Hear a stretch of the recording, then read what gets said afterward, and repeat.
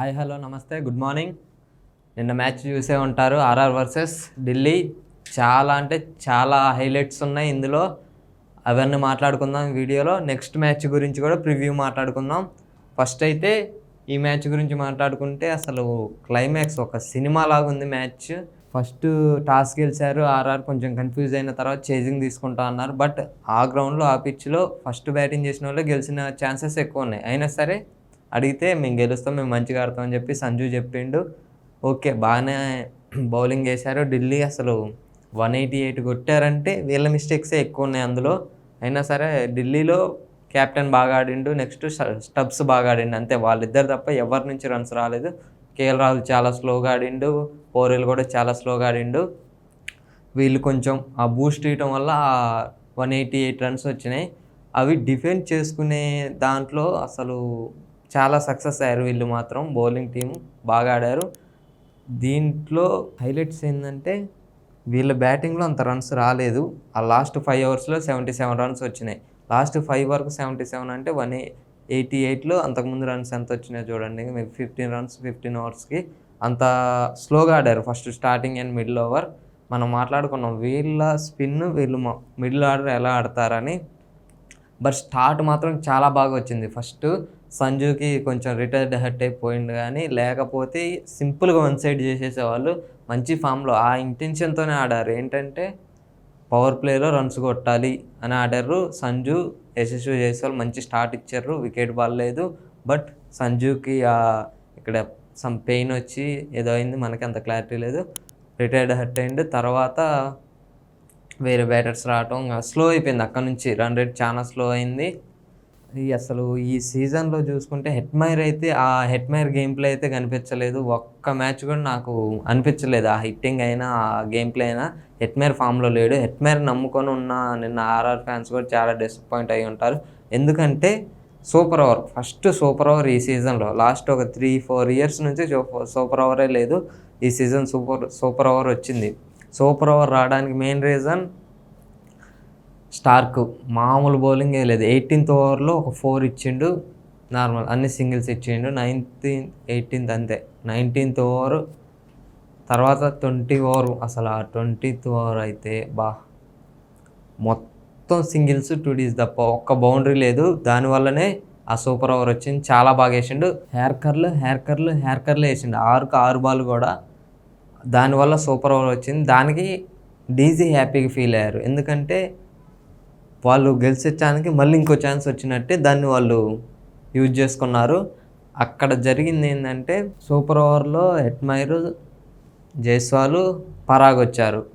Hetmyer వల్ల match ఓడిపోయారు నిన్న.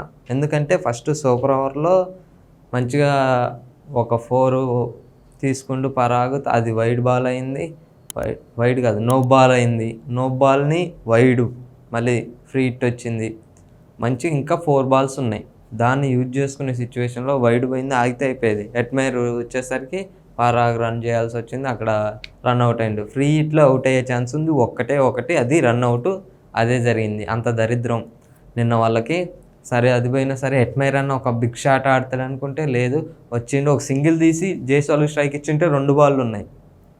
ఆ 2 బాళ్ళలో ఒక పెద్ద హిట్ వచ్చినా అవతల టీం మీద ప్రెషర్ ఉండేది. 2 బాళ్ళలో ఒక 6 or 4 వచ్చినా 10+15 రన్స్ అట్లా వచ్చి ఉండేవి. దాన్ని తీయలేదు. 2 runs కురికి నెక్స్ట్ రన్ అవుట్. సూపర్ ఓవర్లో ఉండేది 2 వికెట్లు, ఆ 2 పడిపోయినాయి. 4 balls. ఫస్ట్ టీము ఐపీఎల్ హిస్టరీలో సూపర్ ఓవర్ని 2 balls మిగిలించుకున్న టీం ఆర్ఆర్. నిన్న జరిగింది అది. వీళ్ళు మాత్రం ఆ తప్పులు చేయలేదు, రన్అవుట్లు తీసుకోలేదు. కేఎల్ రాహుల్ వచ్చిండు, ఫస్టే ఆ ఇంటెన్షన్తోనే ఆడిండు. ఫస్ట్ 2 runs తీసుకుంటూ తర్వాత ఒక 4 కొట్టేసిండు. కొంచెం డిసప్పాయింట్ అయింది 6 పోలేదని. నెక్స్ట్ సింగిల్ తీసుకుంటూ స్టబ్స్ వచ్చిండు, 1 ball 6 కొట్టేసిండు. 1 side match. మామూలుగా అసలు సూపర్ ఓవర్ని వీళ్ళు కెప్టెన్ మంచిగా యూజ్ చేసుకుంటూ ఆ బ్యాటర్స్ని బౌలర్స్ని మళ్ళీ స్టార్కే ఇచ్చిండు బౌలింగ్ కూడా. సూపర్ ఓవర్లో 12 హ్యార్కర్లు, అంటే 20 ఓవర్ నెక్స్ట్ సూపర్ ఓవర్ 2 ఓవర్లో కూడా 12కి 12 హ్యార్కర్లే వేసిండు. చాలా బాగా వేసిండు. వీళ్ళు అది మిస్ అయ్యారు. సందీప్ సో హ్యార్కర్లు దింపలేకపోయిండు, అదే మైనస్ అయింది. ఇది నిన్న మ్యాచ్లో హైలైట్. చాలా బాగా అనిపించింది మాత్రం హ్యార్కర్లు. ఢిల్లీ నుంచి స్టార్క్ హ్యార్కర్లు బాగా అనిపించినాయి, బాగా నచ్చింది నాకైతే. ఇప్పటివరకు నేను చెప్పింది మీకు నచ్చుంటే సబ్స్క్రైబ్ చేసుకోండి, సపోర్ట్ చేయండి. నెక్స్ట్ మ్యాచ్ వచ్చేసి ఎస్ఆర్హెచ్ వర్సెస్ ఎంఐ. రెండు స్ట్రాంగ్ టీంలే, బట్ టేబుల్లో కొంచెం కింద ఉన్నారు. 7th 9th ప్లేస్ అలా ఉన్నారు. బట్ ఈ మ్యాచ్ చాలా ఇంట్రెస్టింగ్ ఉంటుంది. లాస్ట్ ఇయర్ మనం చూసుకుంటే హైదరాబాద్లో హయ్యెస్ట్ రన్స్ వచ్చింది ఈ రెండు టీముల నుంచి. ఐపీఎల్ హిస్టరీలో దాన్ని ఫస్ట్ క్రాస్ చేసారు హయ్యెస్ట్ రన్స్ని లాస్ట్ సీజన్. బట్ చూడాలి మరి ఈరోజు ఏం జరగబోతుంది. వీళ్ళు మంచి ఫామ్లోనే ఉన్నారు, వీళ్ళు మంచి ఫామ్లోనే ఉన్నారు. లాస్ట్ మ్యాచెస్ ఇద్దరు గెలిచి వస్తున్నారు, అది గుర్తుపెట్టుకోవాలి. వీళ్ళు క్లోజ్ మ్యాచ్ గెలిచారు, డిఫెండ్ చేసుకున్నారు, 200+ కొట్టి ఢిల్లీని ఓడించారు. 4 మ్యాచ్లు లైన్ గెలిచిన ఢిల్లీని ఓడించి వీళ్ళు వస్తున్నారు, చాలా హైప్తో ఉంటారు. నెక్స్ట్ వచ్చేసి హయ్యెస్ట్ రన్స్ని చేజ్ చేసిన టీం ఎస్ఆర్హెచ్, అది గుర్తుపెట్టుకోవాలి. చూడాలి మరి ఈరోజు ఏం జరుగుతుంది. ఎక్కువ రన్స్ వస్తాయా లేదా? మనకు తెలుసు ఎస్ఆర్హెచ్ ఆడితే ఒకటే మైండ్ సెట్, హిట్టింగ్ అదే మైండ్ సెట్తో ఆడతారు.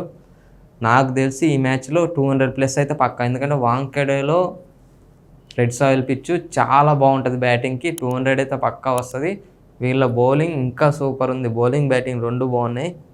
వీళ్ళ బౌలింగ్ కొంచెం కన్సర్న్ ఉంది. ఆ హర్షల్ పటేల్ తప్ప ఎవరు నాకు అంత మంచిగా అనిపించట్లేదు. నెక్స్ట్ మనం చూసాం హార్దిక్ పాండ్యా ఛాంపియన్స్ ట్రోఫీలో జాంపాన్ బాగా ఆడిండు, బట్ ఆ సెమీఫైనల్స్లో.